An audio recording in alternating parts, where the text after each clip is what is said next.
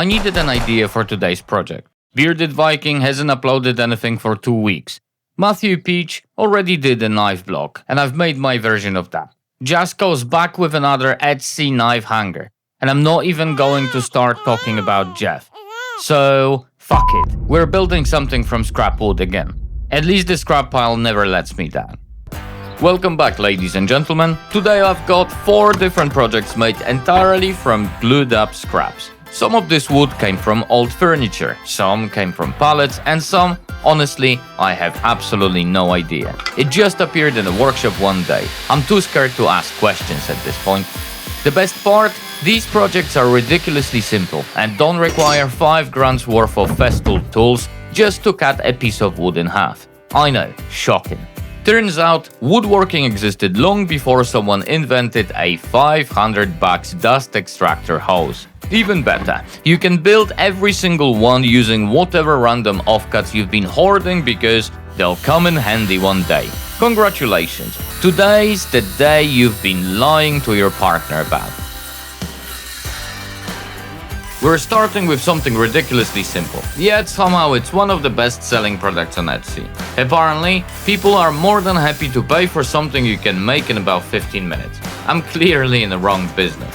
My version's going to be a little different. I want these projects to look less like they were mass-produced in a factory and more like they were actually made by a human being.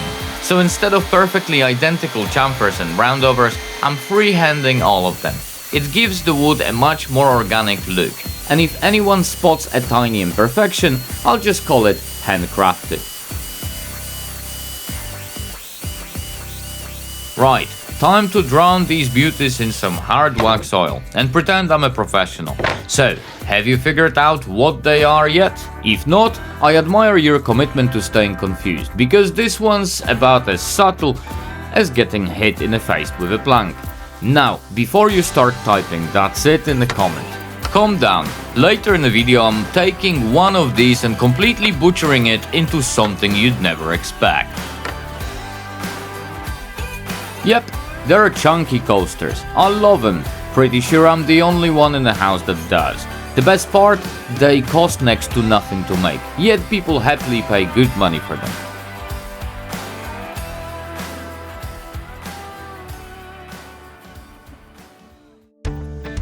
Project number 2. The shopping list is pretty short. A table saw, a sander, and the emotional resilience to spend far too long hand sanding. Because no matter how many power tools you own, wood always finds one last way to waste your time. Still, it's a dead simple build. No $5,000 workshop, no CNC, no laser guided AI powered fence system. Just some scraps, a couple of tools, and a mild hatred for sandpaper.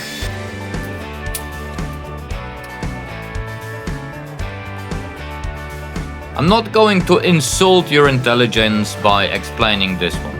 It's a rectangle with some grooves in it. If you've made it this far, I have full confidence you can work the rest out. Throw on some organic chamfers, absolutely soak it in mineral oil until it physically can't drink anymore, and you're done. Congratulations, you've just turned a bit of scrap wood into something people will call premium handcrafted and happily pay for. While this is getting its beauty treatment, I just wanted to say a massive thank you to everyone who watches, comments, and hits the like button. You're the reason this channel keeps growing, despite YouTube doing everything in its power to recommend videos of a guy making a river table out of radioactive epoxy instead. And if you're not subscribed yet, what exactly is your plan here? You already watched a grown man turn scrap wood into overpriced Etsy products. You're clearly invested. Just hit subscribe. It's free, it helps the channel, and I promise to keep making questionable projects so you can continue wasting your weekends with me. Mike said he liked the massage bit in my last video, so this one's for you, mate. The rest of you can decide if he's got great taste or needs professional help. Anyways, here's what it is. Let me know what you think. That's right, it's a soap dish. Simple, looks pretty good, and I'm willing to bet absolutely nobody guessed that.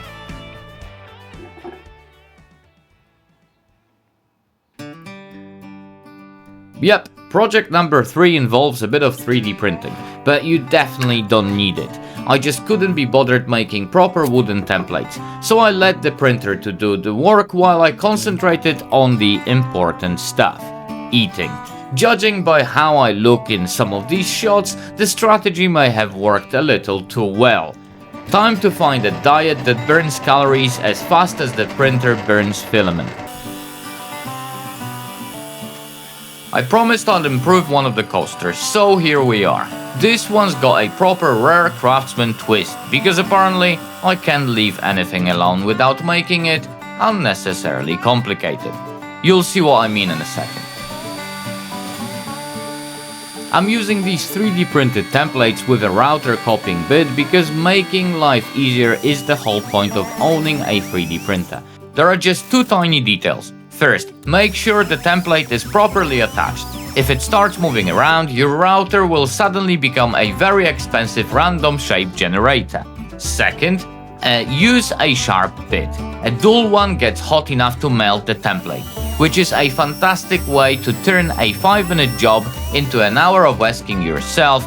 Well, that's f***ed. Don't ask me how I know.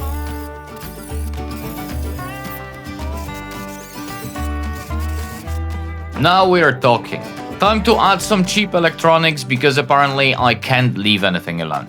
Yep, it's a wireless charger. If you want to make one yourself, I'd just keep the wood above the charging coil nice and thin. Wireless charging is impressive, but it still hasn't learned how to charge through half a tree.